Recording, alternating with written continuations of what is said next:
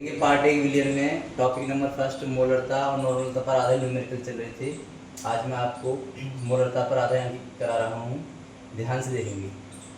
विलियन की जो मात्रा है वो स्मॉल डब्लू दे दी 30 ग्राम, जहाँ ग्राम आ जाएगा वो स्मॉल डब्लू कहलाता है। फिर यौगिक दे दिया CONO3 की होल ट्वाइस एंड 6H2O का M। इसका हमें अणुभार फाइंड करना है। वैसे तो मैंने इनके जो तत्व हैं उनके ऊपर अणुभार लिख दिए, जैसे CO का 58.7, N का 14, O का 16 और H2O का डायरेक्ट लिया 18। तो अब इनका हम किस प्रकार से निकालेंगे। CO का देखेंगे 58.7 प्लस ये 2 का 2 आ गया। अब N 14 आ गया और ये 3 की गुणा O के 16 में करनी है, 3 इंटू 16। फिर प्लस जो 6 है वो H2O के अणुभार से गुणा करेगा, 6 इंटू 80। इसी प्रकार से यहाँ सेम आया, ये 2 आया, ये 14 आया और 3 की गुणा 16 में करी 48 आ गया, प्लस 6 की गुणा 18 में करी 108 आ गया।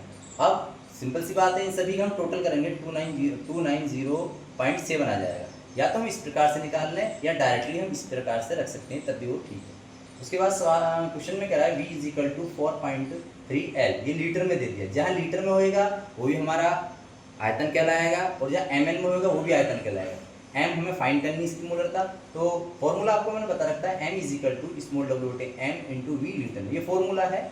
अब हम देखेंगे m ये आ गया, स्मॉल w का मान यहाँ से पुट करा 30 आ गया, स्मॉल m का मान 290.7 आ गया और v का मान रख दिया 4.3।